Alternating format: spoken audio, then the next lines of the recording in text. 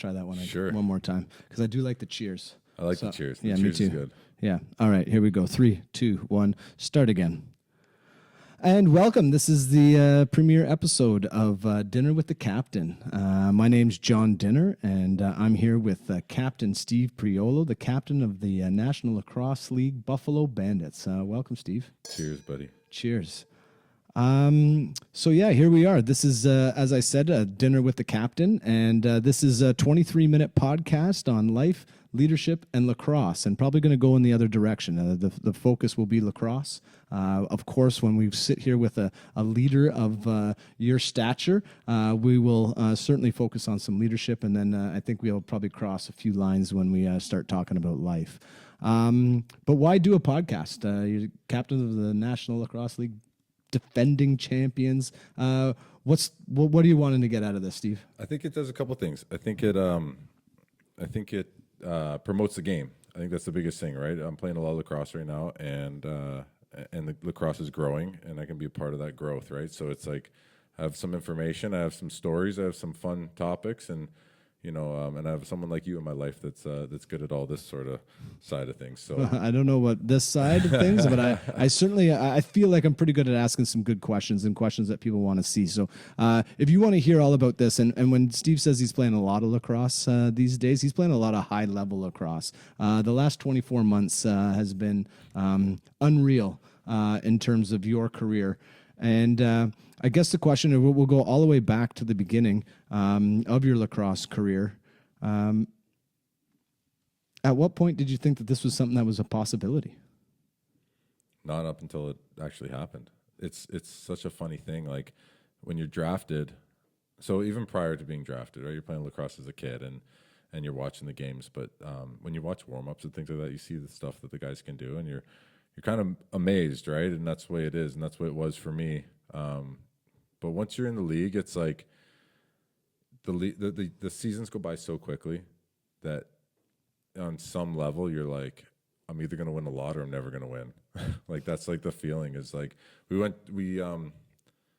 lost in the finals in 2011 or in the semifinals to Toronto Rock, and they went on to win it. And from then on, I was like, man, we were that close to winning. And then 2012, we were beating Rochester all year.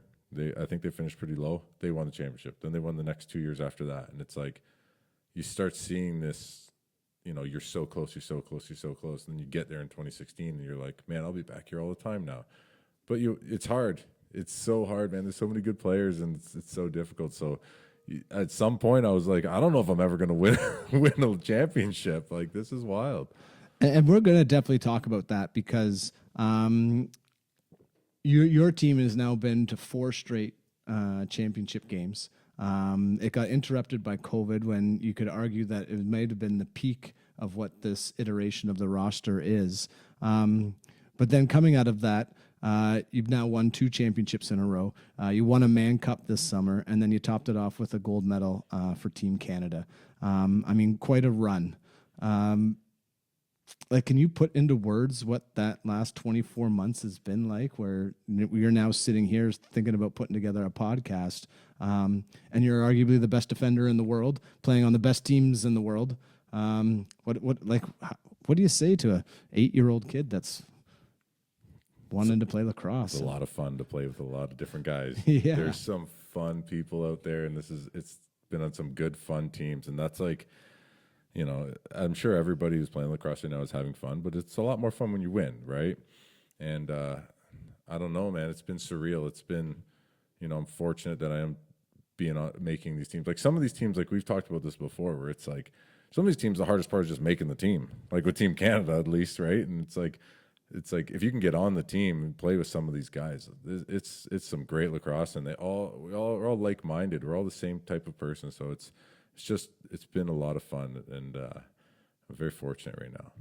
Well, yeah, and I think we'll probably do a whole podcast episode on this because of the different players that you played with. But you were one of, I think I did my research, and that's one of the things that I'm going to try to bring to this podcast is a little bit of knowledge for people that are new to the game or fans of the game. But I think I got it nailed down that you're one of 6 players to have ever won the NLL championship, the Mann Cup, and the gold medal all in the same year. And when you think about the history of the game, and sure, World Championships have only been around since 2003. But that's a pretty impressive run with a lot of winning and a lot of different guys that you then have to turn around and compete against in the NLL, in the MSL, against like Haudenosaunee after winning the Mann Cup with these guys. Like, without getting too much and disparaging other sports and stuff like that, like, how do you find playing against guys that were your teammates and then playing in really important games? Because other times when you're playing against guys that you might have played with, it's maybe a little bit less important. You see all-star games in other sports and stuff like that, and it's tough for them to get up for it. But, I mean, these have been, like, high-level, like, intense, shedding blood kind of games. Yeah, it's cool you brought that up, where it's like, what other high-level sport do you get to play with? Like, we're fortunate to have the summer ball, right? And I've played against Cody Jamieson for 15 years or whatever.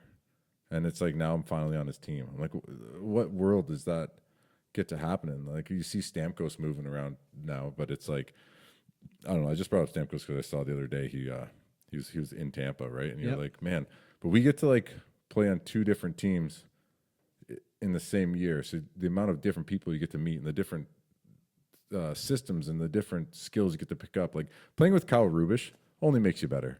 Yeah. Like, I'm not gonna sit here and try to say that anything. I don't know how to word it, but it's like playing with that guy is only gonna make you better. Playing with Cree is only gonna make you better, right? And it's like, and then you make on Team Canada, and you're playing with Snoozy and Latrell and all these guys, and you go, man, am I gonna try to pick up some tips, right? Well, like, but then on the other side of that, you're making them better. I think so. I hope so. I hope I bring some stuff, right? It's like, that's a constant, when we're talking about leadership and all this, it's like, it's just pulling the best qualities of the people around you and trying to put them into yourself, right? And it's always funny. Everyone goes, all these questions and stuff. People ask, so what's your biggest flaw? Or like, I don't know. If I knew my biggest flaw, I'd fucking change it. And I certainly wouldn't announce it on a podcast for everybody to write down like, and be like, go to Steve's right. It's like, you're just constantly trying to pull good qualities from the people around you, right? So if I'm, fortunate enough to play on the, Bandits hitting a nice stride right now, and then jump on a team that just won the Mann Cup and then win it again this year, like they're a Mann Cup defending team. They're stacked already. A lot of great players, and then, with Team Canada, who's just coming in stacked as well. So it's like the amount of knowledge I've gained this late in my career is just a great benefit. Now, when you say this late into our career, like for the people that maybe are coming to this for the first time, like take us back to the start of your career, sort of your draft year, and just what it was like to be like, okay, I'm going to give professional lacrosse a go. Yeah, it's funny because I played like young growing up, right? I played like as a kid with all my friends, and then basketball entered my life, and then I really started to thrive in basketball, and almost I had this plan of like, oh, I'm going to go overseas and play maybe like tier 2 or whatever, some sort of version of basketball, and then sort of like start my life after that. And when I was playing university ball in the summer, all my buddies were like, hey, they're like, you're going to play intermediate lacrosse. And they're like, hey, we're going to all play the intermediate. You should come out and play. I was like, right on. They're like, well, we're going to go to junior A tryout first. And I was like, okay, whatever. I'll go to the junior A tryout too. Like, I'm in pretty good shape. I'm playing university ball right now. And I made that team. That was Eric Vince. So Matt Vince's brother was my coach, and Ian Rubel, and they kept me on the team, and I had a good fight with, I don't remember who it was, but I had a great fight. And then that season I had a couple fights with Suter and a couple other another, I don't remember everybody, but there were some fights that year, and I was probably because of the fights. Dude, probably. And then I'm in great shape at that time. Well, I'm in great shape now, but it's like I was in really good, like that was a 20-year-old Steve, like playing university basketball. We're running wind sprints, we have morning practice, all the stuff the university team would do. So that summer, come September, I got drafted pro, and by the Bandits, by Darius Kilgore, and Micah Kersey was on that team. I think he might have been a part of the coaching squad too. I don't know. It was a long time ago. So I mean, leading up to the draft, is Kilgore talking to you? I met a agent named Chaka Bainbridge, and he said, I think Buffalo's interested in you. And that was it. And then back then the draft wasn't like the way it is now. There was no like draft. It was like you looked online and see if you're on a team. It was 4 guys sitting around. It's almost like our fantasy hockey draft. Yeah, it's like a fantasy draft. Yeah. I go, holy crap! I got drafted like 22nd to Buffalo. I was like, cool. I might as well go to the tryout. Yeah. And then I went to the tryout, and it was in Lake Mount, so it was like just this freezing cold barn. It was in Grimsby, and the it's a little bit smaller, and there's like a carpet floor, and there's no stands or anything. It's just this tiny barn, and Ange, the owner, is just this great dude, and so we used to practice out of there. And I remember, so back then they used to have like a rookie camp. It was like an open tryout, then they had a rookie camp, and then they had like training camp. So it was like these couple tiers. And I was in this rookie camp, and they brought out Drew Candy, who's I don't know if a bunch of people know Drew Candy, but in the lacrosse world we know him. And he's this big, super nice dude, but he's a big, strong guy that fights guys. And Chris White, our captain, came over to me, and he's like, Darius wants to see you fight Drew. And I was like, okay. We're in this like freezing cold barn and just running like drills. And then next thing you know, we're in a 5-on-5 like sort of scrimmage thing. And next thing you know, me and Drew are out there, drop the gloves. Hey, Darius wants us to fight. And he's like, I know, let's go. And then grabbed each other and fought. And is this literally fighting for a job? Fighting for a job. We were trying to hurt each other. Like that's what it was. And show Darius what you can do, or what you're willing to do, at least, right? Yeah. That was a big thing with Darius. It was about what you can do, but it was less about what you can do and more about what you're willing to do. Yeah. Right.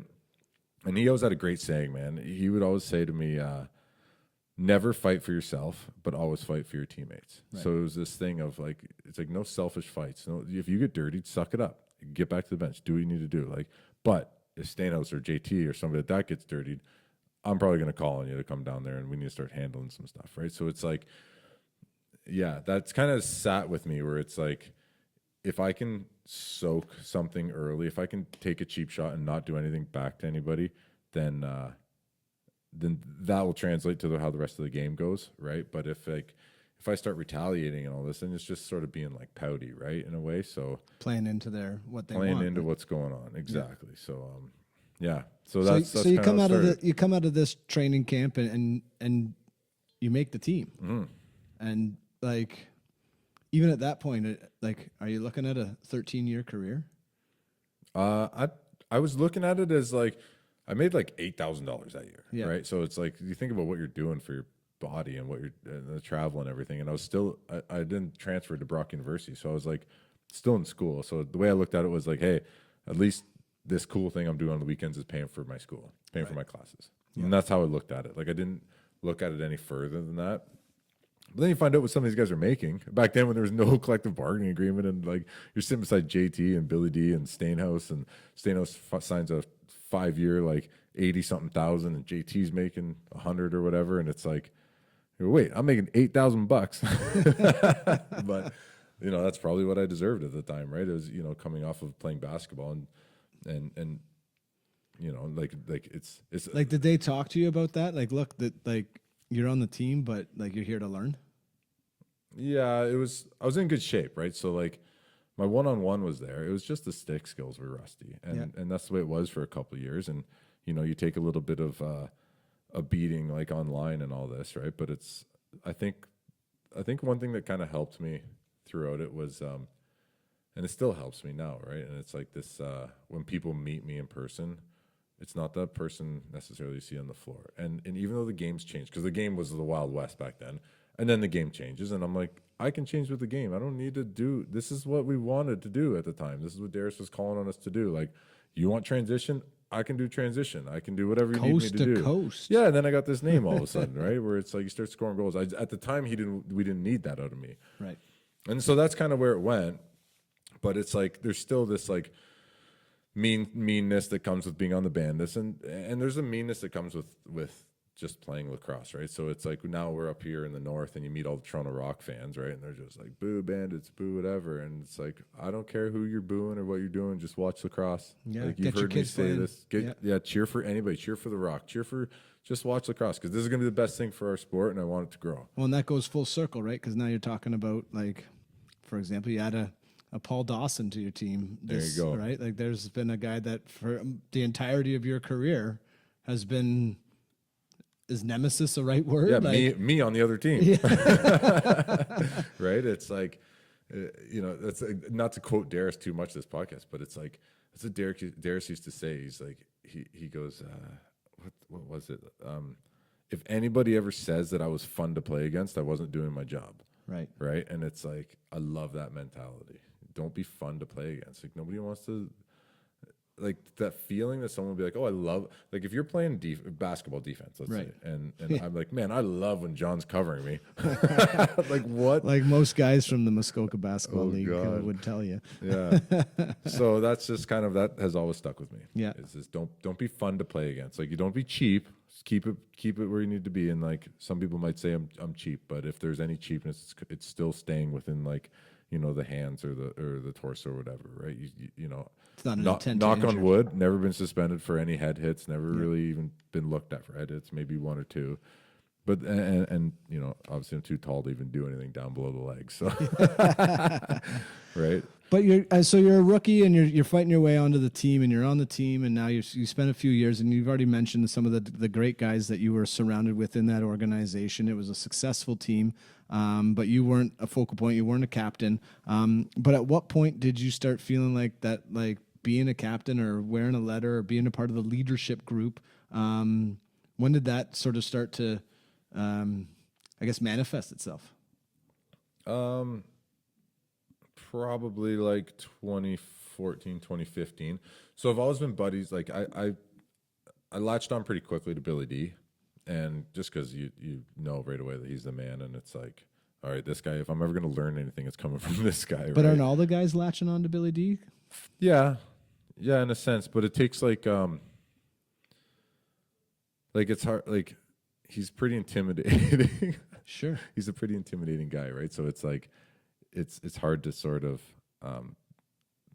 befriend him if you don't know him. But being from St. Catharines, I would drive with him, and I would drive with Mark and him and Lordy and Kersey and Sean Greenall, and we would all come over in the car, right? So it was like the moment I was a St. Catharines guy that was on that team, I was in that car, and then we were with literally all the leaders on the team minus JT at that time, right? And it's like, and then there's the Peterborough crew, which was like Chris White and everybody, and it's so you're learning right away. But again, it was 2010, 11, 12, 13 was like, it was a lot of fighting. It was a lot of fighting, and it was not a lot of lacrosse. And then, you start, like as a team or like as a league? As a team, but as a me. Yeah, as a you. As a me. Yeah. It was like Brandon Francis and me, and we drafted a couple other fighters, and the whole idea was let the lacrosse players play lacrosse and the fighters fight. And it was this idea of like keeping Billy and keeping these guys out of the penalty box and keeping them on the floor. Yeah. But then the game started to change a little around like 2013, where they started like, oh, what did they do? They got rid of, at one point we had like 18 guys on the field, and then they dropped it down to 16. So then it was like, okay, you're basically getting rid of your face-off guy, and you're getting rid of your fighter. And it was like, okay. And now they're bringing back face-off guys. So that's what happened. So they went from 18 to 16, and it was like, it was a lot. It was a lot of running. It's not enough guys, because you get one guy gets hurt and one guy's in the penalty box. You're sitting there with 14 guys on the bench. Like, how are you supposed to play a lacrosse game, right? So, I had to change the way I played, and then it became a lot of like transition, started scoring goals and started doing all that sort of side of things, and that's when I made. I went to the tryout for the field lacrosse in 2014. That field lacrosse Team Canada tryout, and I made the whatever it is, the call up taxi squad. Like the Black Aces. Yeah, exactly. and then I made the 2015 indoor box, and then that it kind of took off from there. You're settled in at that point. You're like, okay, the way I'm playing is the way I should be playing, and that's where you find your way. And then they add that 17th player. Everybody picks up a Fogo and not a fighter. Yeah. Right. So it's like having a face-off guy is a good addition to any sort of team. So I don't know. That's sort of the transition into like the modern sort of style I'm playing right now, and it's kind of evolving again. The older I get, and you get surrounded by these guys that just have explosiveness and crazy stick skills, and it's like you start finding it's important to find the roles that are missing on, at least the way I look at it is like, what can I do to fill a role that's missing on my team? Because it's like, if, again, I train for the explosiveness and all this, but I'm 35 now, turning 36. So it's not going to be nearly as good as like a 24-year-old. That's just a reality, right? So like, I know that, but you change your game to how it is. At one point it was like me, Weiser, and Paul Dawson were our righties on the side. I'm like, we have a combined age of like 30, 35, 36. Like we were older. Yeah, but like impenetrable, right? Like, We and had to change the system to fit our style. and the other teams couldn't respond. And I think that's what's pretty interesting just about the trajectory of your career when you talk about sort of making it over the hump. Because again, these last 24 months, like they're up there, like that. It's Hall of Fame career stuff. Being a part of teams, but I know you're being humble and whatever else, but making those teams and being a part of those teams, and then wearing a C and wearing an A, and being a guy that's brought in to make sure that the repeat happens. Like that's a testament to you, and I think that's what's going to bring people to listen to this. Hearing some great stories about the leadership that you have, but I think also just the insights of the growth of what you've done. That you came into the league as just a guy, happy-go-lucky, happy to be here. But there's something about what you do and how you present yourself as a person that draws leaders to you, and you yourself seeks out the leaders, right? You could have just as easily have hung out with just the rookies and whatever else and had a good time and blown the $8,000 and whatever else and been happy to pay for school. But you have something in you that strives for excellence. Mm-hmm. Do you know where that comes from? No, I don't. It's almost learned, I think. It's like, yeah, I don't know. It's on that team, there's once you hit the pro level, the groups are not the same as they are when you're like a young kid, right? The groups as you're a young kid are like, the kids that are the best and the kids that are kind of struggling, and you sort of like go with that. It's like, this is like, it's a lot of personality stuff, like, because you got to think that everybody's skill level is more or less on par. So it's who do you get along with, right? But again, you shouldn't form cliques, and that's the biggest thing with me. When I got my A or whatever, I don't even know before that even, like, but when they start giving you letters on the team, it's like the biggest thing you can do is just bring the team together. Like, avoid cliques, avoid this nonsense, because it's like the clique should be the team that's in there versus the team that you're playing against, right? So that's what I try to do, is like, you just need to accept everybody's personalities the way they are and squash any sort of like shit talking behind the scenes. It's like, get rid of that, because it's not going to help anybody.